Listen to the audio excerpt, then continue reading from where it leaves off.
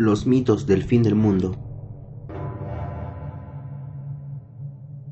Los profetas no siempre son confiables. El 3 de abril de 1843 se congregó una multitud aterrorizada en las colinas de la Nueva Inglaterra.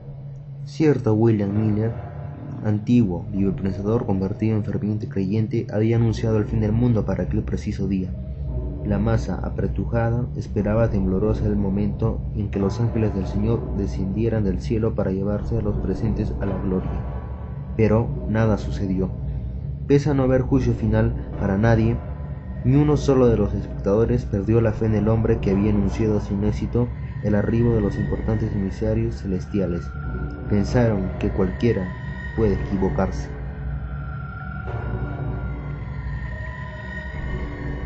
Todo comenzó unos años atrás, cuando Miller se sintió de repente iluminado y se dedicó a la lectura de las Sagradas Escrituras en sus ratos libres. Analizó los textos bíblicos, en especial el libro de Daniel y el Apocalipsis, y en 1831 su pasión por la Biblia se tradujo en una primera profecía. Se convirtió en predicador sin título. Había muchos en él en su tierra y se dispuso a viajar por las regiones del este, donde había menos salvajes que en el oeste, listo para ganar miles de adeptos.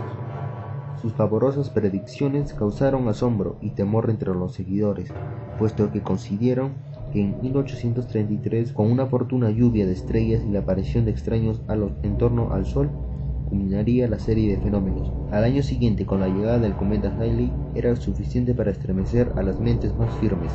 El New York Herald supo de este sujeto y no vaciló. Para aumentar su circulación y dar a conocer al público la más pavorosa de las profecías lanzadas en aquellos días por el predicador, el mundo llegaría a su fin el 3 de abril de 1843.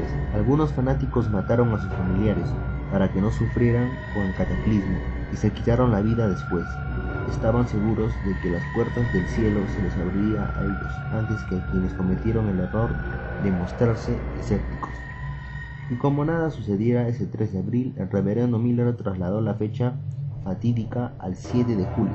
Muchas personas pasaron las vísperas en los templos y panteones, rezando en espera del final. Por fortuna era verano. Visto que nada sucedió, el reverendo fijó otra fecha, el 21 de marzo del siguiente año. Sus seguidores siguieron confiando en él. Como tampoco nada pasó en aquel primer día de primavera, decidió el tenaz profeta que el único día del juicio, el verdadero, sería ahora sí el 22 de octubre. Pero muchos fieles comenzaban a dudar del tino de su jefe. El mundo seguía dando vueltas y todo parecía indicar una de estas dos cosas. Mr. Miller era un pobre estúpido o había querido burlarse de los ingenuos paisanos suyos. No solo en el siglo XIX y en los anteriores han vivido individuos que trataron de predecir, a veces de manera harto burda, el fin de la humanidad. En los últimos años ha sido práctica muy común profetizar cataclismos de todo género. Y lo más curioso es que han hallado eco en un importante sector de la población. En realidad, hacer predicciones es de lo más fácil y jamás podrá acusarse un profeta de farsante mientras no se cumple el plazo para que suceda su profecía catastrófica. Y como los augurios suelen ser tremendos, la gente se regocija cuando el vaticinio deja de producirse. Nunca se le ocurre censurar a sus autores.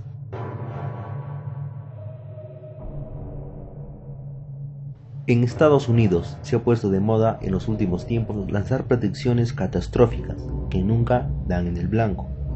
El claravidente Alan Vaughan, que se hizo millonario diciendo a las estrellas de Hollywood lo que ellas deseaban escuchar, declaró en 1970 que en 1980 la ciudad de Nueva York sería inundada y desaparecería para siempre. No era el primero que afirmaba tal cosa. En 1940, Edgar Cayce había afirmado ya que la gran urbe sería devorada por el mar a fines del siglo.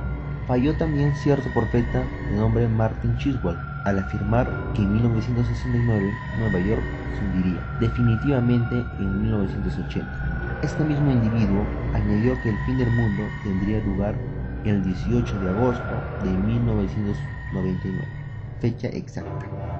La Tierra abandonaría su órbita por culpa de un arco iris. ¿Qué diablos quería decir con esto? Y se trasladará hacia el Sol. Se salvarán solamente los astronautas que anden por ahí dando vueltas, pero no sabrán a dónde ir a aterrizar. Richard Nunn, autor de un libro sobre el fin del mundo publicado en 1986, decía lo siguiente: en el año 4000 a.C. se produjo un cataclismo a nivel mundial, del que hablaron a Salón los sacerdotes de Sais. Añadieron estos señores que un cataclismo como aquel sucedería en el año 2000, exactamente el 5 de mayo. También Jim Dixon, quien habría anunciado la muerte de Kennedy, dijo cosas muy interesantes. Por ejemplo, que en 1981 su país tendría como mandamás a una dama, lo cual no era ir muy desencaminada. Malas lenguas decían que en aquel año quien daba las órdenes en la Casa Blanca era doña Nancy. Añadió esta profecía que en 1985 iba a regresar Jesucristo, coincidiendo con catástrofes tan espantosas que muchos seres humanos desearían no haber nacido. Se contarían entre ellas unas tinieblas que se abatirían sobre el planeta a lo largo de 3 días interminables. Y añadió que en 1993 estallaría una guerra nuclear insignificante, de la que la humanidad saldría purificada, lista para escuchar las palabras de un nuevo líder espiritual, creador de una nueva religión. Como verán, a lo largo de los años, las profecías solo han sido más que habladurías. Hasta ahora no ha habido una profecía tan importante, tan poderosa, que diga que en un día exacto se acabe el mundo, pues esto es imposible de predecir. Hasta ahora han fallado miles de profetas y se ha visto que es fácil hacer una profecía. Por ejemplo, si yo digo, este año va a llover en Estados Unidos más de 5 veces, pues es una profecía muy vaga, y esas profecías pues se cumplen porque son vagas, porque las estadísticas dicen que en Estados Unidos hay más de 5 lluvias al año, y eso es obvio. Es lo que utilizan mayormente en las lecturas del tarot, lo que ya se conoce, lo que ya se sabe. Por ejemplo, relacionar la muerte de un familiar a lo que todo ser humano ha pasado.